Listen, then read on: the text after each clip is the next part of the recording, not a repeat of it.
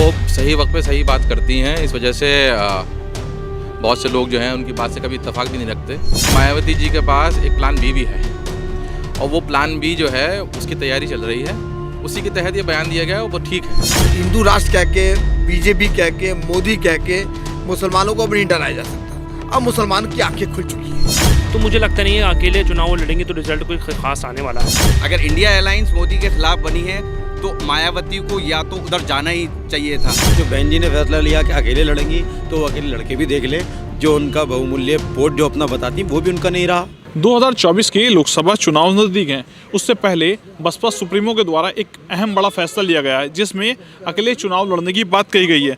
बात करें मुरादाबाद सहित कई सीटों में 2019 के चुनाव में सपा बसपा का गठबंधन साथ में था, जिसका फायदा भी दोनों पार्टियों को मिला। सपा के और बसपा के कई प्रत्याशी जीते। क्या सोचते हैं, अकेले मायावती इस बार चुनाव लड़ रही हैं?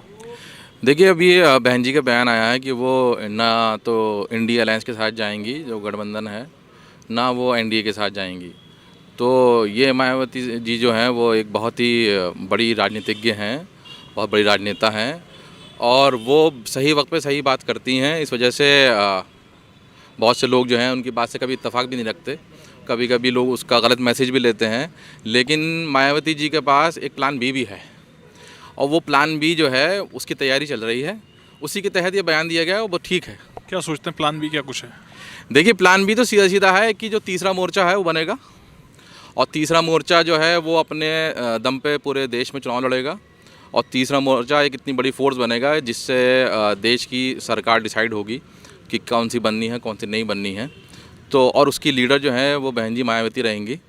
और जहाँ तक हमें जो हमारी ख्वाहिश है, जो लोग सोचते हैं वो यही सोचते हैं कि एक दलित महिला को जैसी मायावती जी हैं उनको प्रधानमंत्री होना चाहिए। तो ये उसी की तरफ एक कदम हम तो ये समझते हैं। मायावती जी ने अपने जन्मदिन पर एनडीए को तोहफा दिया है या इंडिया को तोहफा दिया है? मुसलमान वोटर क्या सोचते हैं? देखिए, ये तोहफ़ा ठीक है, वो लोग समझ सकते हैं तोहफ़ा है। वैसे तो जन्मदिन उनका तो लोगों को उनको तोहफ़ा देना चाहिए। लेकिन ये जो उन्होंने बयान दिया है, ये बयान बहुत पॉजिटिव है और हम जो मुस्लिम समाज है वो उसको बहुत पॉजिटिव तरीके से देख भी रहा है कि बहन जी और ओवैसी साहब और बदरुद्दीन अजमल साहब और केसीआर और बहुत से लोग हैं जो इस गठबंधन में शामिल होंगे और बहन कुमारी मायावती जी को प्रधानमंत्री बनाने की इसमें कोशिश होगी। हमें तो यही लगता है और ये होना भी चाहिए। अब ये कब तक आप जो है वो एक ही समाज के लोगों को आप प्रधानमंत्री बनाते रहेंगे? कब तक बनाएंगे? आप 47 से लेके और अब तक देखिए कि कौन से समाज के लोग प्रधानमंत्री बने हैं। ना उसमें कोई कभी मुस्लिम समाज आया, ना उसमें कभी दलित समाज आया, ना उसमें कभी आदिवासी समाज आया। अब लोग कहते हैं कि साहब मोदी जी ओबीसी हो गए हैं, तो ठीक है, उस मोदी जी ओबीसी हो गए हैं, अब उनके पास सर्टिफिकेट भी है। लेकिन 2001 से पहले वो भी ओबीसी नहीं थे, वो भी स्वर्ण में आते थे, वो भी अपर कास्ट हिंदू में आते थे। तो लोग जानते हैं इस बात को और वो लोग देख रहे हैं कि अब इस बार जो है वो बहन जी और ओवैसी साहब और बदरुद्दीन अजमल साहब, केसीआर साहब जी, जितने लोग हैं ये एक नई फोर्स बने और ये चुनाव लड़े। देखिए, उसकी वजह क्या है? इसकी वजह ये है कि जो हिंदू वोट बैंक जो कहलाया जाता है कि जो तथाकथित हिंदू वोट बैंक है, जब वो वोट देने जाएगा तो वो किस बुनियाद पर वोट देगा? अब मोदी जी कह रहे हैं कि मैं विकास कर रहा हूँ, घर घर लोग बना दिए, राशन दे दिया, राम मंदिर बना दिया। अब लोगों की है ख्वाहिश कि हिंदू राष्ट्र बनना चाहिए, अखंड भारत बनना चाहिए, राम राज्य आना चाहिए। ये सब चीज़ें हैं। एक तरफ तो ये पैकेज है। अब दूसरी तरफ जो दूसरा पैकेज है राहुल गांधी और कंपनी का, वो कह रहे हैं कि हम आपको रोज़गार दे देंगे। अब वो खाली कह रहे हैं, अब उसमें वो एफिडेविट दे दें कि हम सबको रोज़गार देंगे, गारंटी के साथ देंगे, तो वो कोई बात नहीं है। लेकिन जब कोई हिंदू वोटर वोट डालने जाएगा, क्योंकि उनका दिमाग जो है, जो हमारे हिंदू भाइयों का है, वो हैक हो चुका है। ईवीएम हैक नहीं है, उनका दिमाग हैक हो चुका है और वो सारा वोट एक तरफा होकर उधर ही जाना है। ये कितनी न्याय यात्रा निकालें या भारत जोड़ो यात्रा निकालें, इससे किसी पे कोई फ़र्क पड़ने वाला नहीं है। क्योंकि जब जो आम आदमी है वो जब भी वोट डालने जाएगा वो ये देखेगा कि मुझे एक तरफ खाली विकास की बातें मिल रही हैं और एक तरफ विकास मिल रहा है और हिंदू राष्ट्र मिल रहा है, तो वोट किसको देगा वो? तो इस वजह से उसमें तीसरा मोर्चा बनना बड़ा ज़रूरी है, क्योंकि उसमें आदिवासी हैं, दलित हैं, मुसलमान हैं और ओबीसी की बहुत सी जातियाँ हैं कि जो हिंदू राष्ट्र से मुत्तफिक नहीं हैं। ना वो मुस्लिम राष्ट्र से मुत्तफिक है, ना वो हिंदू राष्ट्र से मुत्तफिक हैं। वो भारत को संविधान के अंतर्गत रहना चाहते हैं, जो हमारा संविधान है बहुत खूबसूरत है, उसको बचाना चाहते हैं। और यही लोग जो हैं वो इस देश पे काबिज होने चाहिए, इन्हीं की सत्ता आनी चाहिए। इसीलिए बहन जी मायावती जी को प्रधानमंत्री का कैंडिडेट डिक्लेयर करना चाहिए, लोगों को उनको वोट करना चाहिए। जी कशिश भाई, 24 के चुनाव से पहले मायावती जी ने अकेले चुनाव लड़ने की बात कही है। मुसलमान मतदाता क्या सोचता है? देखिए एक बात, मुसलमान को आज तक तमाम सियासी पार्टियों ने वोटर के तौर पर इस्तेमाल किया और उससे अपना वोट लिया, लेकिन मुसलमानों के हित की बात किसी ने नहीं करी। ये बात कड़वा सच है। आज मैं एक बात बताना चाहता हूँ कि हिंदू राष्ट्र अभी मेरे भाई ने कहा, अब मतलब ये देश हमारा संविधान से चल रहा है और संविधान से चला है, चलता है और चलेगा। हिंदू राष्ट्र कह के, बीजेपी कह के, मोदी कह के मुसलमानों को अब नहीं डराया जा सकता। अब मुसलमान की आंखें खुल चुकी हैं और देखिए देश के ऊपर राज वही करेगा जो राष्ट्रवाद की बात करेगा, जो विकास की बात करेगा, जो मुद्दों की बात करेगा। देखिए ये अपने आप में कड़वा सच है कि मैंने आपके वहाँ पहले भी कहा है और आपने ये बयान शायद चलाया भी है कि आज तक अक़लियती मोर्चा हर पार्टी ने बनाया, लेकिन सूफियों की बात, आध्यात्मिक लोगों की बात किसी पार्टी ने नहीं करी। अगर सूफिज़म की बात किसी पार्टी ने करी है तो वो मोदी जी की पार्टी है और उन्होंने अपने वहाँ सूफ़ी संवाद कायम किया। और अब सूफ़ी संवाद ही कायम नहीं किया बल्कि सूफ़ी सर्किट योजना भी लागू होने जा रही है। सूफ़ी सर्किट योजना लागू होने जा रही है जो सिर्फ सूफियों के बुजुर्गान दीन के मज़ारात पे, ख्वाजा गरीब नवाज़ के मज़ार पे, वारिस पाक के मज़ार पे और तमाम बुजुर्गान दीन के मज़ार के ऊपर इसका काम होगा। तो जो मतलब सही इस्लाम की पहचान जो करा रहा है वो मोदी जी करा रहे हैं। और देखिए अब देश का मुसलमान जो है वो बाकायदा ये समझ चुका है कि उसका वफादार कौन है और उसका गद्दार कौन है, और अब वो जो है बाकायदा मोदी जी के साथ उसकी सिंपैथी जो है वो कायम होती जा रही है। और एक बड़ा वोट बैंक जो है आने वाले टाइम में भारतीय जनता पार्टी को, मुसलमानों को मिलने जा रहा है। इसको देख के लोगों की अब आंखें खुलेंगी। मायावती जी के अकेले चुनाव लड़ने से किसको फ़ायदा होगा, किसको नुकसान होगा, क्या कुछ सोचते हैं? देखिए एक बात समझ लीजिए, मायावती जी के अकेले चुनाव लड़ने से ना किसी का फ़ायदा है ना किसी का नुकसान है, बल्कि उनका एक वोट बैंक है, वो उनको मिलता है और आगे भी मिलता रहेगा। उससे मतलब किसी की सेहत पे कोई असर नहीं पड़ने वाला। 19 के चुनाव में सपा बसपा का गठबंधन था, कई सीटें जीती हैं। इस बार किस तरीके का मुकाबला एक आम आदमी सोचता है, क्या कुछ कहना है आपको? देखिए एक बात समझ लीजिए, सपा बसपा का जो गठबंधन था वो बहुत उसका प्रयोग हो चुका है और उसमें जो कुछ हुआ उस सत्ता में उससे मुसलमान भी समझ चुका है, हिंदू भी समझ चुका है। अब इस तरह के प्रयोग वो ना करना चाहता है ना करेगा। अब जो है उसकी आंखें खुल चुकी हैं वोटर की, और जो भारतीय है वो सिर्फ राष्ट्रवाद की बात कर रहा है और वो देश की तरक्की की बात कर रहा है। अब सत्ता पर देश की पर राज वही करेगा जो युवाओं को रोज़गार देगा, जो अपनी योजनाओं को फ़ायदा पहुंचाएगा और राष्ट्रवाद की बात करेगा और बाकायदा किसी भी मज़हब को बदनाम होने से बचाएगा। जी 24 के लोकसभा चुनाव नज़दीक हैं, उससे पहले मायावती जी ने अपने जन्मदिन पर बहुत बड़ा फैसला लिया। इस बार वो अकेले चुनाव लड़ेंगी, क्या कुछ कहना? देखिए मायावती जो हैं एक अच्छी राजनीति करती हैं। काशीराम जी का भी यही मानना था कि जहाँ से छोटा लाभ मिले वो तुरंत ले लेना चाहिए, तो उनको लाभ जो है वहीं से मिलेगा, मुसलमानों को साथ लेने से मिलेगा। अभी उन्होंने अपने जन्मदिन पे ये भी कहा है कि अखिलेश जो है गिरगिट की तरह रंग बदलते हैं। तो गिरगिट की तरह रंग बदलते हैं इसलिए क्योंकि अखिलेश के साथ तो अब अखिलेश तो डूब गई। अब अखिलेश की जो है समाजवादी डूबता हुआ जहाज़ है, इसलिए अब उनके साथ कोई नहीं है। तो उन्होंने कह दिया कि अखिलेश जो है गिरगिट की तरह रंग बदलते हैं, जो मायावती ने अभी बयान दिया है कल। तो इसलिए अगर मायावती के पास कोई मुस्लिम चेहरा नहीं है, अगर उनको मुस्लिमों के वोट लेना है तो वही सबको जो है गठबंधन में लेना पड़ेगा। अकेले चल के तो कुछ हासिल नहीं कर पाएंगी, जहाँ तक का मेरा मानना है। जी 2024 के लोकसभा चुनाव नज़दीक हैं, मायावती जी का जन्मदिन कल था, उनके द्वारा बड़ा फैसला लिया गया है, वो अकेले चुनाव लड़ेंगे, क्या कुछ सोचते हैं? देखिए ऐसा है, मुझे जहाँ तक ध्यान है पिछला लोकसभा चुनाव मायावती जी समाजवादी पार्टी के साथ गठबंधन में लड़ी थी और मुझे लगता है कि शायद 9 या 10 सीटें वो उनकी गठबंधन में आई थी। अब इस बात से आप खुद अंदाज़ा लगा सकते हैं कि जब वो गठबंधन में 10 सीटें जीती थी तो अकेले उनका क्या मतलब रहेगा रिज़ल्ट। तो मुझे लगता नहीं है अकेले चुनाव लड़ेंगे तो रिज़ल्ट कोई ख़ास आने वाला है। चुनाव सीधा कांग्रेस और भारतीय जनता पार्टी का है, और ये सब लोग मिलकर यदि सोच रहे हों कि हम भारतीय जनता पार्टी को हरा देंगे तो वो बहुत मुश्किल है। अभी उसके लिए भी और मेहनत करने की आवश्यकता है, क्योंकि भारतीय जनता पार्टी लगातार एक न एक मुद्दा ऐसे लेके आती है जो हिंदुत्व के आगे को बढ़ाने के साथ साथ उनके दिलों में कहीं ना कहीं जगह बना रही है। मायावती जी के जिस तरीके से चुनाव से पहले अकेले चुनाव लड़ेंगे, राम मंदिर की प्राण प्रतिष्ठा से पहले बयान दिया है उन्होंने कि चुनाव की तैयारी में है, लगातार इंडिया की ओर से ऑफर आ रहे थे, क्या सोचता है कामो सलमान? देखिए ऐसा है, कोई भी पार्टी जो है उन पर भरोसा करना बहुत मुश्किल, भरोसा नहीं कर पा रही है, क्योंकि अखिलेश जी से उन्होंने मतलब एक तरह से उनका साथ लिया, फिर उसके बाद वो चुनाव जीतने के बाद उनसे हट गई।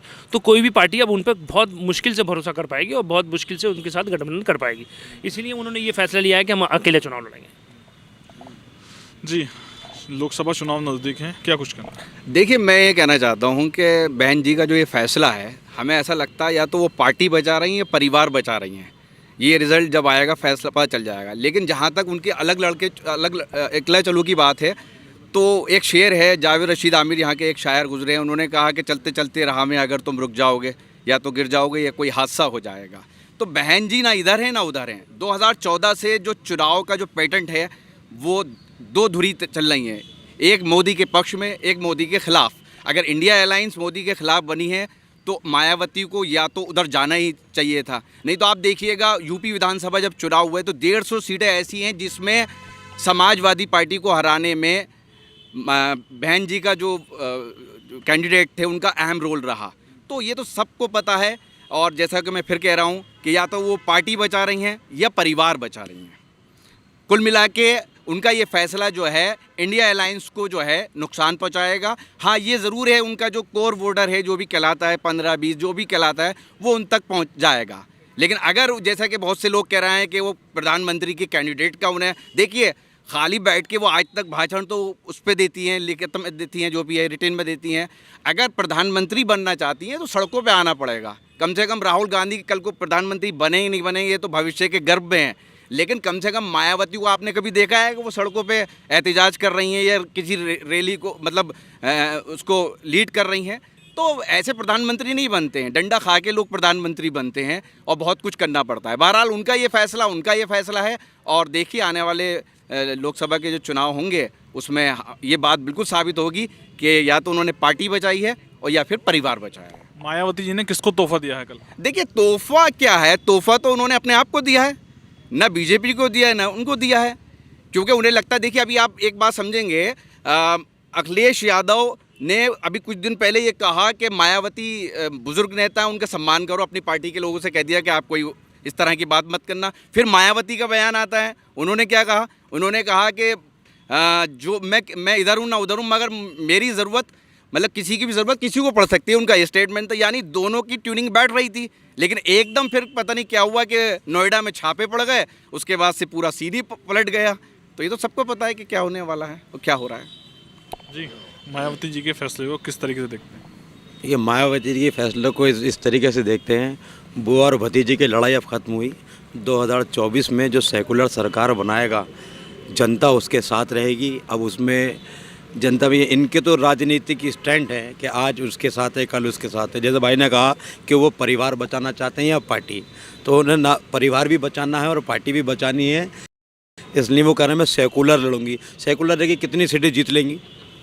नहीं जीत पाएंगी, क्योंकि पिछली बार ही उनकी 9-10 सीटें आई थी, 4 सपा की आई थी सीटें, जिसमें से एक सीट भी लंबित हो गई थी और वो सीट भी गई।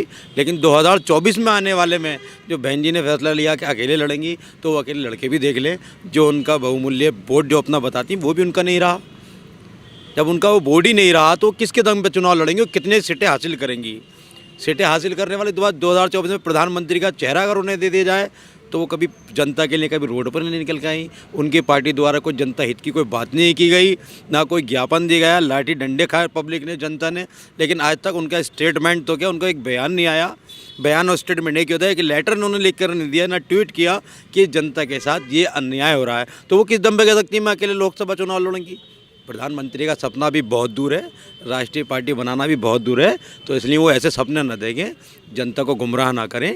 जनता, मेरा तो यही सुझाव है कि मायावती जी अभी शायद ही कह रही हैं कि मैं गठबंधन में नहीं हूँ, शायद आने वाले वक्त में तोहफा दे दें कि झुक जाए कि मैं गठबंधन के साथ हूँ। क्योंकि सबको अपना अपना डर होता है, अपना अपना घर बचाना होता है। कौन चाहता है किसके घर पे बिल्डोजर चढ़े? हो सकता है उन्हें बिल्डोजर का डर हो गया हो, क्योंकि इस देश के अंदर बिल्डोजर एक आम बात हो गई है।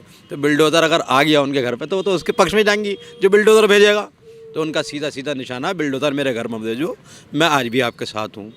तो साथ आने का मकसद उन्होंने खुले मन से ऐलान कर दिया, मीडिया की प्रेस कॉन्फ्रेंस की उन्होंने।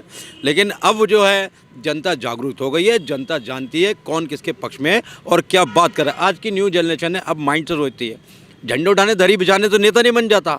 युवा अब जाग चुके हैं और युवा राजनीति में आएंगे, और जब वो आएंगे तो इन जैसे नेताओं को समझ जाएंगे ये राजनीतिक कौन सा स्टैंड ले रहे हैं। खुद को बचाना, परिवार बचाना और अपनी जो सल्तनत कायम करी इसको भी तो बचाना बहुत ज़रूरी है, वरना पूछेगा कौन।